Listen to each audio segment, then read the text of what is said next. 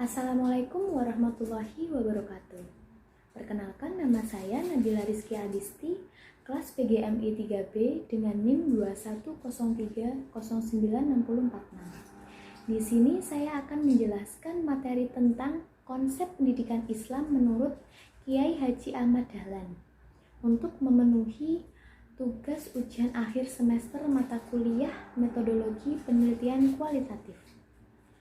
Konsep pendidikan Islam menurut Kiai Haji Ahmad Dahlan. A. Pendahuluan. Pada awal abad ke-20, situasi pendidikan Islam di Indonesia pada umumnya masih bersifat tradisional. Kurikulum yang digunakan pada berbagai lembaga pendidikan Islam masih bercorak dikotomis antara ilmu agama dan ilmu umum. Kemunculan Kiai Haji Ahmad Dahlan memberikan sumbangsih dalam corak pendidikan Islam yang ada di Indonesia. Kiai Haji Ahmad Dahlan merupakan kiai yang ikhlas mengabdi kepada agama Islam dan bangsa.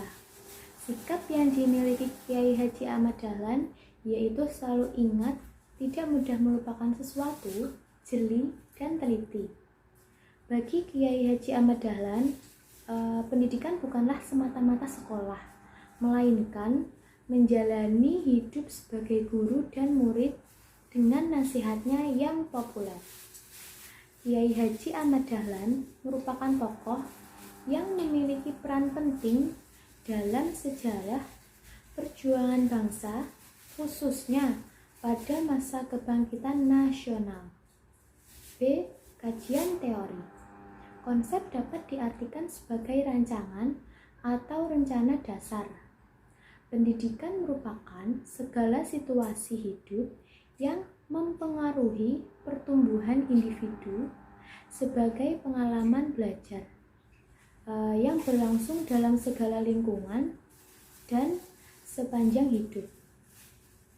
Pendidikan adalah usaha sadar dan terencana untuk mewujudkan suasana belajar dan proses pembelajaran agar peserta didik secara aktif mengembangkan potensi dirinya untuk memiliki kekuatan spiritual keagamaan, pengendalian diri, kepribadian, kecerdasan akhlak mulia, serta keterampilan yang diperlukan dirinya, masyarakat, bangsa, dan negara. Makna Islam, Rasulullah SAW banyak menanamkan beberapa perkara dengan sebutan Islam, seperti ketundukan hati, tidak menyakiti orang lain baik dengan lisan ataupun dengan tangan. Definisi yang telah disebutkan di atas dikaitkan dengan pengertian pendidikan. Maka pendidikan Islam lebih menekankan pada keseimbangan dalam keserasian perkembangan hidup manusia sebagai berikut. Pertama, ada pendidikan Islam menurut Profesor Dr. Omar Muhammad Al-Tauni Al-Saibani, mengartikan sebagai usaha mengubah tingkah laku individu dalam kehidupan pribadinya atau kehidupan kemasyarakatannya dan kehidupan dalam alam sekitarnya melalui proses pendidikan. B. Dr. Muhammad Fadlil Al-Jamali. Pendidikan Islam adalah proses yang mengarahkan manusia kepada kehidupan yang baik dan yang mengangkat derajat kemanusiaannya dengan kemampuan dasar dan kemampuan ajarnya. C. Metode penelitian.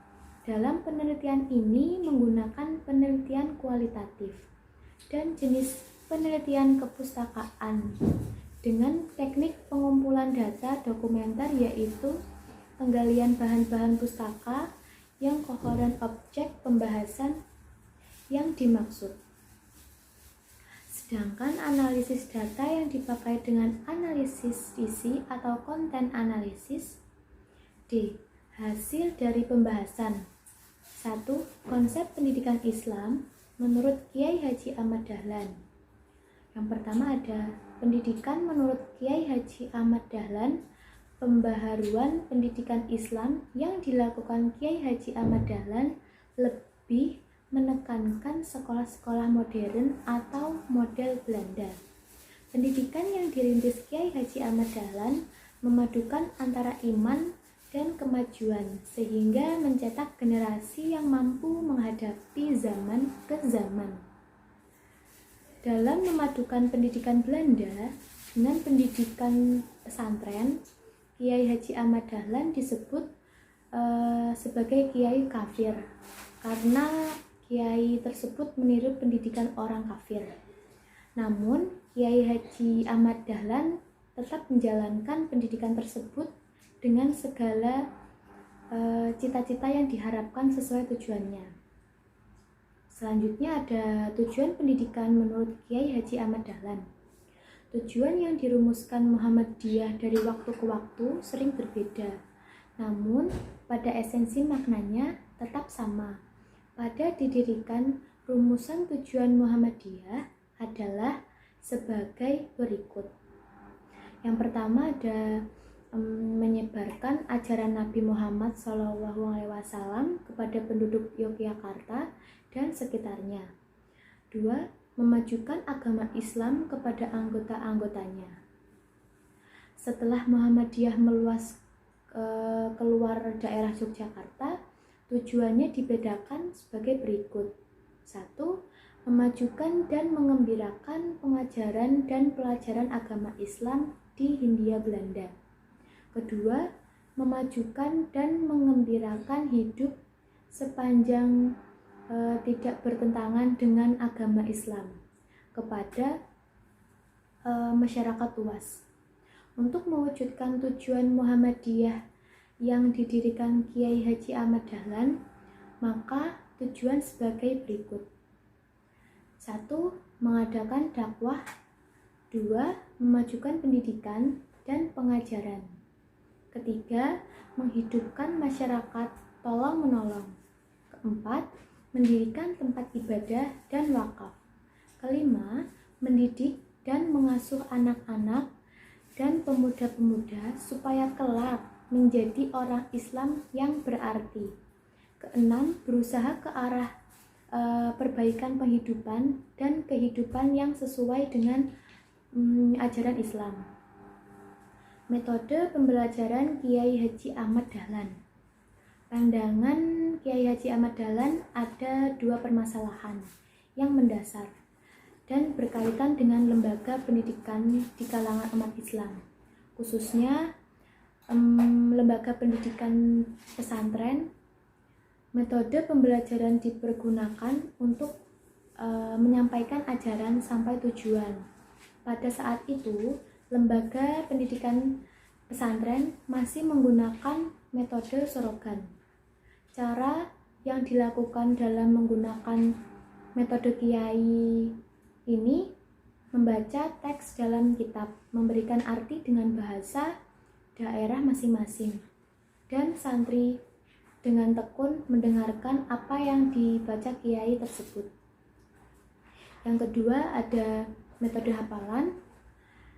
Peserta harus menghafal suatu teks tertentu di bawah bimbingan.